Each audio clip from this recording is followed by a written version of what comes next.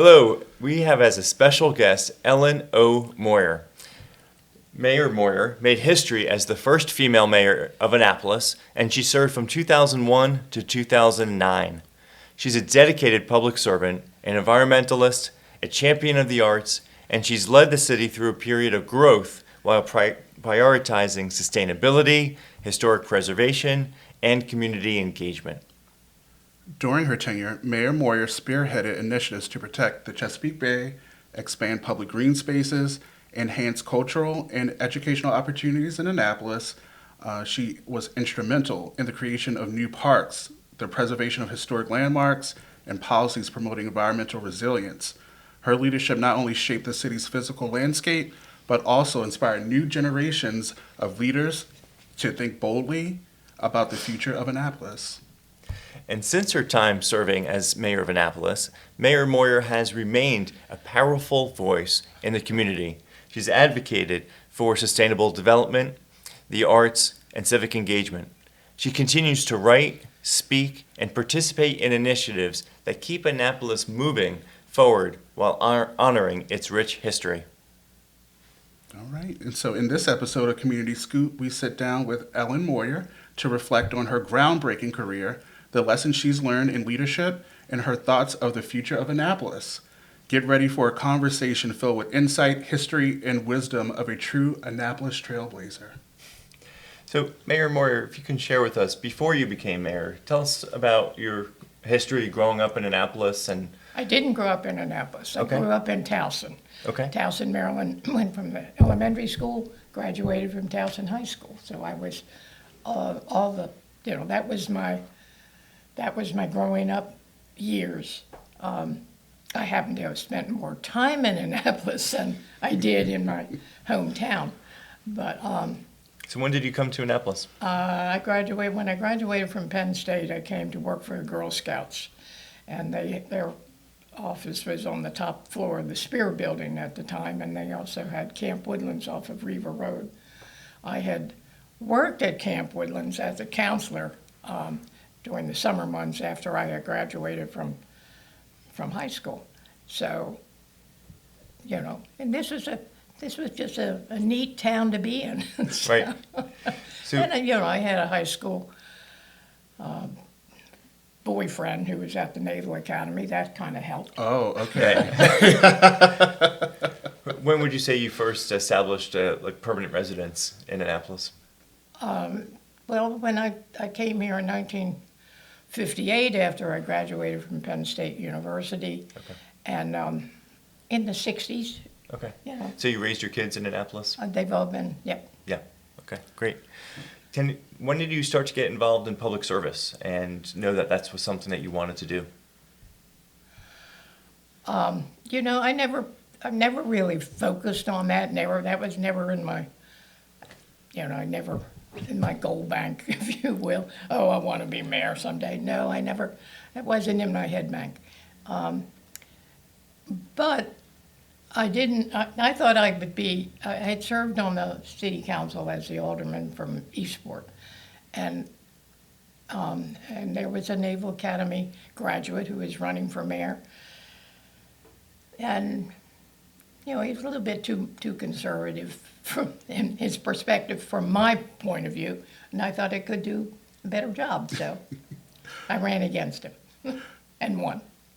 So was that the moment when you decided that you were going to run for mayor? It was kind of impulsive. I was driving my car across the Eastport Bridge, and I said, I can do this. Why not? I'm going to get it. There wasn't any strategy, plan thing. It just came about. Came about. It just Love came it. about. So then, as the first female mayor, right? And the only one. And the only one so far. So far. The only one so far. Yes. There must have been some surprising challenges that came up for you. Well, any I you'd like to remember share? one of the first things that happened, I had a visit from two of the male department heads, and I had a communications person and a secretary, and they were talking about going out to lunch together, and they came and told me, That was a no-no. You can't allow that to happen. Not quite sure why, but it did happen. I mean, that's kind of, you look back and what would be what's the threat What's of, the controversy?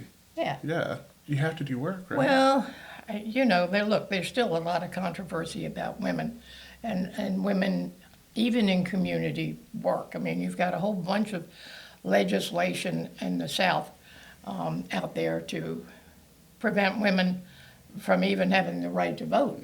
So we're, you know, it's kind of like a roller coaster. You go up and down, and we're now on the real down phase in terms of appreciation, you know, for women. For women, yeah. We're in the dismissal phase. Bigger, not that we haven't always historically been dismissed in many ways, but we're now in a new dismissal phase.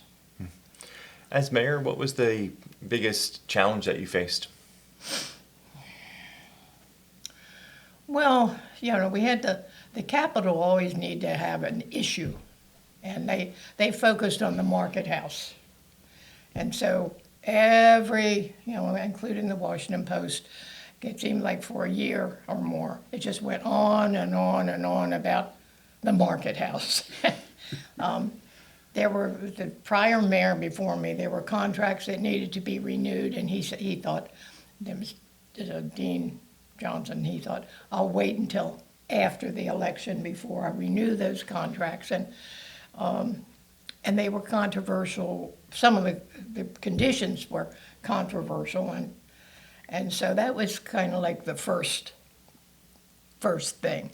And the newspaper focused on it, and gripe every other day you had somebody talking about the market house. What do you think the public didn't understand that you saw when you were dealing with the market house specifically? Like, you were dealing with a challenge as you saw as mayor. What do you think the public didn't see that you saw? Well, look, most people don't pay any attention to politics anyway, you know. Most people don't think about it more than 30 seconds 30 seconds before they're going to go vote. And so the nuances, you know, the stuff that is moving things around, it isn't quite, we're conned all the time. Okay. And we're particularly conned now at the national level, but because we don't, you know, we're busy with our kids, with our families, with keeping things together, paying the bills, all of those sort of things. We don't pay much attention to, you know, what people are doing or what they're thinking, Right. in a political sense. Yeah. There may be more increased interest now because we keep talking about more visibility and, you know, but, and there may be a little bit more visibility so that you can begin to hold people accountable, but, you know, it's difficult. Okay. It's so funny that you bring up that point because as someone who works in government, it feels like all I think about is politics, government, what's happening, what's not working. But oftentimes when my colleagues leave, they do say, no one thinks about this stuff. Once you're out of it, no one thinks about it. But what's a decision that oh, sorry, go ahead. Yeah, well, you know, I had a program called Let's Talk with no agenda. People would just come into, it was actually the back room of 49 West, and people would come and either vent or offer ideas or whatever have you. And so it was a listening time. We kind of followed a Native American tradition so that you passed the little stick that we had. Yeah. And that person could speak. Yes. Yes. Exactly. Yeah. And you know, and ideas come out of that. I mean, how things happen because people talk. Yes, absolutely. You know, that's how problems are solved. That's how new ideas are generated, you know, that you can grab onto. You know, conversation is the essence of everything, every new idea that is out there, every problem solving, it's all about conversation. I agree. I love that. I love the way you said that. So you did that as your time as mayor. I did. Wow, that's brave. Why would it be brave? Well, I mean, that's what yeah. you're in public service. That's what you're about. You're representing the public. Do you know what in the heck the public think? Well, Yeah. no, not unless you have a You're you in know the public. unless you have a conversation, or unless people are willing to come and share, Yeah. or unless you go out and talk with them. I think that's So- amazing. Yeah. But what's one decision that you made that you knew was the right decision, but still kept you up at night? I don't remember anything keeping me up at night. Well, a tough decision you had to make. Tough decisions. Well, changing staff, firing somebody was not a comfortable thing. Yeah. That was not a comfortable position to be Yeah. in at all. Yeah, I can get that. Yeah. What positions did you have to replace? What leadership positions? Well, we had crap, I don't even remember what it was called now. But, you know, planning and zoning was just too daggone big, had too many people focused into it. And then we had a communications person that I changed. And then there was another position, what the heck was it? That, Well, through this, I think you created the Department of Neighborhood Environmental Programs, I right? did create the Department of Neighborhood Environmental Programs, and Mike Malinoff was working up in Newport, Rhode Island at the time, and I brought him down to head that, you know, to head up that new department. That department doesn't exist anymore, but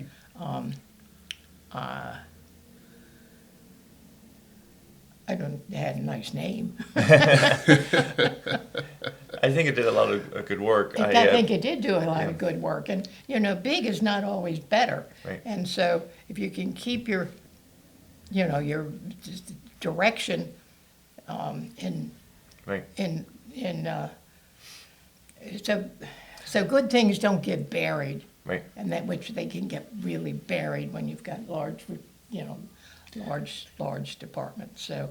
I remember you brought on a new police chief. I don't know the circumstances, if that was controversial or someone retired, and so it was just a natural replacement? or No, did I you do didn't that? bring on, Chief Johnson was our police chief, and he retired. He retired, And okay. He retired, and we're still friends, and we meet a couple of times a year for lunch, you know, with Judge Spencer, Shane Spencer, who was Yeah. my attorney, you know. Shame and I went to law school together. Huh? Shame and I went to law school together. Oh, you did? Oh, interesting. Oh, wow. Yep. Well, anyway, he's a good guy. Yeah. Yep. Mayor Moyer, you seem to be very people-focused, which I am enjoying hearing. You know, and I never thought I was. I was an only child, so I never thought I was people-focused. People-focused, You yeah. know, and then you take all those, remember all those cooter interest tests or whatever they're called that you take when you're in high school. And I didn't come out as a people person in those tests. Well, it seems very different listening to you now. But what's something interesting you learned about people, especially during your time as mayor? Well, you know, if you can get people, if people feel comfortable, you know, and they can feel like they can trust you with, you know, the ideas that they come up with. I mean, people have good ideas, and there are ways to capture those ideas and make things happen, you know. So we did, you know, did some stuff out at the city waterworks property. We made some changes in transportation. Heaven knows we need a lot of changes now. You know, we did a project down Green Street, anything, you know, that was related to burying wires. These are all kinds of things that, you know, came out of the enthusiasm of, you know, of Annapolitans. Right. Is there any one achievement that stands out to you that you would like to most be remembered for? I mean, you've done a lot of work for the arts I and don't for know. the environment. I'm so eclectic, and I'm the last living founder of Maryland Hall. Most people don't know that, but I was I am an original founder of Maryland Hall for the Arts. We did all of the street end parks and the small parks because we're an urban environment. So there was a great urban planner, Doxiadis, who said, he's dead now, but I mean, that cities should be park-like in their, park-like in their essence. And so maintaining small patches, because that's all you got in an urban environment, so that you still have a feeling of space and open space was an important thing. Politics can be tough for a lot of people. Did you feel underestimated, or did you ever feel like you had a special way of handling it? Now, as a older American, I feel more underestimated than. Oh, interesting. Women generally are dismissed, so you have to be sure that you're taken seriously, more so than you guys. But so that's always a challenge. Always a challenge for women. Did you have any tricks for being taken seriously? Did you have any tricks or strategies for how you were going to be taken seriously? Not planned, no. Okay. No. Yeah. Well, how did you ensure you were taken seriously then? I don't know, just by By being just by being me, I guess, just by actions. action oriented. But I remember, one of the things was the first block of West Street. The first block of West Street, is bricked. Yeah. And there was a meeting going on, Public Works, about redoing that street, and then of course it was going to be asphalt. And I just happened to have walked into that meeting when it was going on, and I said, no, they're not putting asphalt there. You need to brick that street. Well, it's going to cost us, another $20,000 or something, if that's right. And I said, well, find the money, because you're not asphalting that block. And bricking it has made a significant difference. It's a center for crafts and a center for events, and I'm not sure it would have been the same, if it had just been Not at all. if it just been a asphalt road. Right. It made a difference. So, but it wasn't like anything that was planned. It was just I was in the right place at the right time, to be sure that. And I knew the planning and zoning wanted it brick. Okay. They of course they were going to be ignored by our public works people. Yeah. So Annapolis has obviously changed a lot since you were in office. What do you think the city's... I don't know that it's changed. Culturally, it's changed. I mean, culturally, everything's changed, nationally, worldwide, et cetera. So it's changed in those respects. Right. It is still, it's still an historic city. It still has all of its historic ends. It still has the Naval Academy that draws, that gives us our hometown football game, football and lacrosse teams, and basketball teams. Did you play basketball? No, I could never jump. Well, then don't guess you played lacrosse either. No, I did a lot of other sports, but not those two. Okay. I was a soccer player. You're a soccer player. Yep. Well, you can run then. Yeah. Yep. Well, it sounds like we have an idea what you think the city's still doing well in, right? What the city's still doing well with, right? What do you think the city can improve on? Parking. Yeah. I mean, that is, I can't tell you how many people that are friends of mine or my age, and that's a limited number to be sure, but they don't go downtown anymore. Yeah. And so I don't know. I haven't heard the retail community step up and say anything because they don't seem to have a collective voice. So, you know, and maybe they're not suffering, but, you know, as a state capital since 1694, that brings with it friendliness, a certain hospitality. We have been a city of hospitality, known for our hospitality attitude. And I'll be darned, this whole parking thing, the privatization of the parking, 2 hours, you get a $50 ticket or whatever, that's kind of, and people saying, I don't go downtown anymore, has really frayed that 300 years, of a city that was known for its hospitality. I'm not sure that you could say that we're known for our hospitality now. Right.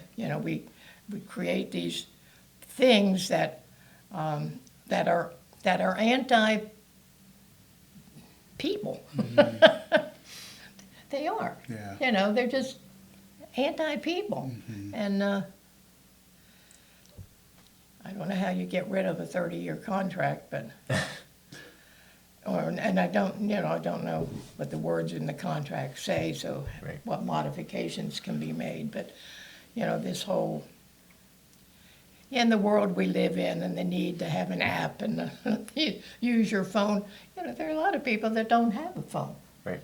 And then older people my age don't necessarily feel so comfortable with all the techie stuff. Right. Yeah. Right. Yeah, so, So, if and 1/3 of the population is over 65, by the way. and certainly in Annapolis, it's higher than in most jurisdictions, whatever that percentage. Maybe, I don't know, but I know that at least 1/3 of the population is 65 and over. It's one of the largest growing demographics in Annapolis, is the plus 65 group. Yep. Well, and we've got really, very active and very, very active people. You're going to have I believe, in the next election, a new alderman on the board that, was a 2-star admiral. That's pretty daggone good. Yeah. And there are other people, so I don't want to be, Right. I don't want to exclude others, but that's, Opportunities. well, yeah, I mean, yeah. Who would have thought, that's the caliber of people that are running now. That's a positive, Good. That, that's a positive. Good. Good. People with skills and experience, Good. different kinds of skills and experience. Looking back on your own career and different lessons that you've learned, is there anything that you could think of that you wish you knew at a much younger age that you would tell yourself if you can go back in time? What advice would you give? Well, I think for anybody that's interested in public service, you have to remember the word public service, and that there are a whole bunch of people out there that you need to listen to, Right. and that you need to give credit to, so that you don't dismiss. Somebody comes in with an idea that you think is really off the charts, crazy, but you need to listen Right. and embrace and see see what's good, what can be borrowed from, but So being open to new ideas. and to new ideas, be creative, and don't be dismissive. Right. Embrace, That's great. hug. That's great. I love that. So, what's something about you that might surprise people? Do you have like a secret talent or? I don't know. I think some people are kind of surprised about right now, they're surprised about my age and what they say my energy level is. So that, I don't know. Yeah. You're proud of that. Huh? You're proud of that, as you should be. Well, I hadn't thought about whether I was proud of it or not. It was just, it is what it is. Yeah. Right. And yeah, I'm grateful and appreciative of the fact that I can still walk and talk. Yeah. And drive. And drive. I can still drive across the country. I've driven across the country a number of times, and I could still do it. Wow. Okay. That's great. That's I'd impressive. just have to stop more often. It becomes a little bit more expensive. Yes. Because Right. I'd have to stop more often. You know, I can't drive at 650 miles in one At a time. at Yeah. a time now. Because you can't. You have to stop more often and get out and walk, or else your muscles cramp up Right. as you get older. Yeah. You're definitely That's still very active. I see you out in the community all the time. Huh? I see you in the community all the time. Do You're still you? very active. Yeah. I don't know. I'm not very active. You don't think so? No. No? I don't know. I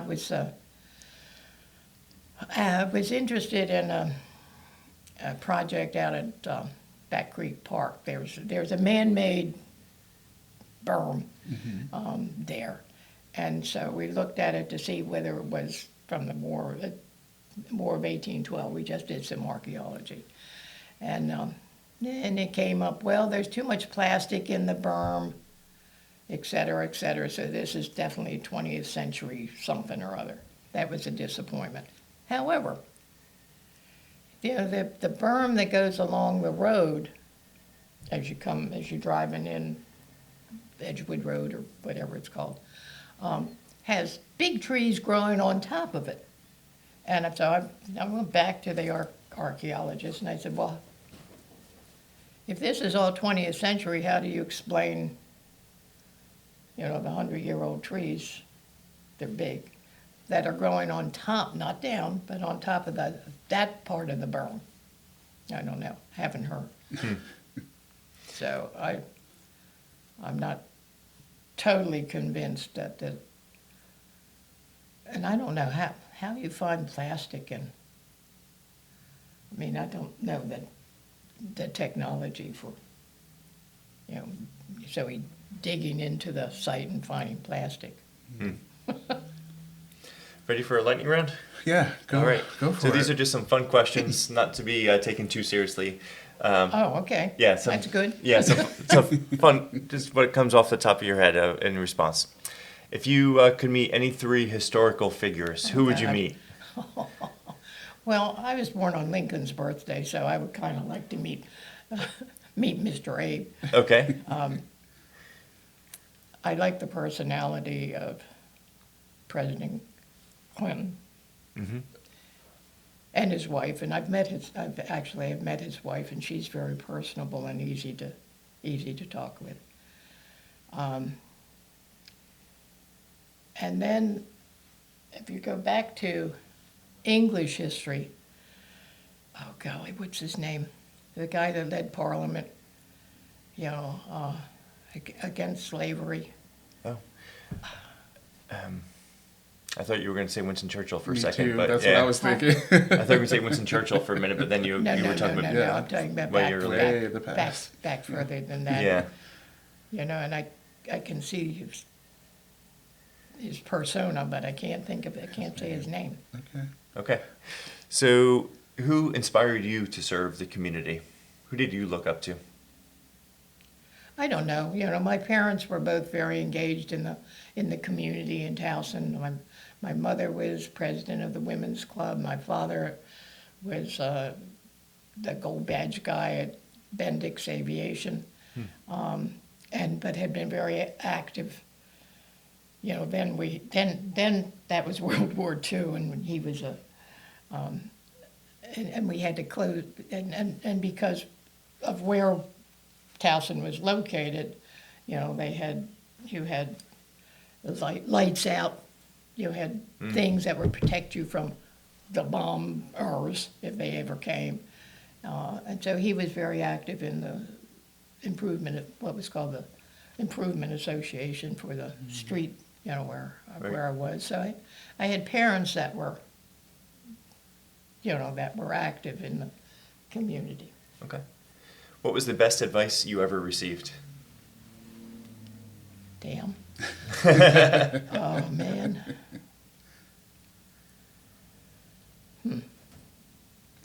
And from who? Because I had a variety of different people always offering something. You know, to your own self be true and be honest. Honesty is always the best policy. Okay.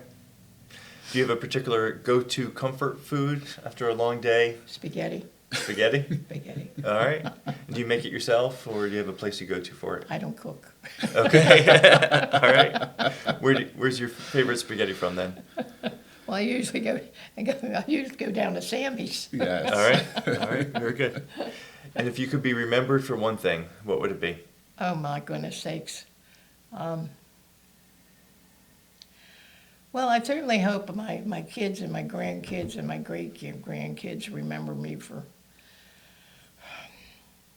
occasionally offering words of wisdom that might inspire them. Well, they're, I'm sure. I'm sure they do, yeah. Actually went to high school with your granddaughter, Erin. Erin? Yeah. She is so, she's going to have another baby. Oh, okay. Congratulations. So she'll have, She has a great spirit. she has one, she'll have another one. I have two great-grandkids. She's my granddaughter. Yes. That's fun. My wife went to school with Bumper's wife, I believe. With Bumpers, Wife. Breton, Breton. Yes. out of Key School. Yep. Yeah. Yep. Exactly. Well, thank you so much for your time this morning. Well, thank you. Really I enjoyed the conversation. Yeah, Thank good. you. Glad. Enjoyed hearing more about you. Yeah. So, yeah, we enjoyed the conversation. Do you have a final word for our audience as we close out? No, just look, it's important in the world that we live in because it's easy to get turned off. But stay engaged, stay informed, and communicate. Don't drop out. Be engaged in your community to make a difference in your family and your friends, and then the broader community if you have, time and ability to do that. But always stay engaged and offer positive thoughts, words, thoughts. Well, I think you've left a fantastic legacy in Annapolis, and I apologize I forgot you grew up in Towson. I knew that in the back of my head, and as soon as you said it, I remembered. But you've certainly made a lasting legacy here in Annapolis, so kudos to you. I hope you're proud of yourself and some of your accomplishments. Well, thank you. I appreciate that. All right. Thanks. Community Scoop is brought to you by Naptown Scoop, keeping you connected to what's happening to you in your own backyard.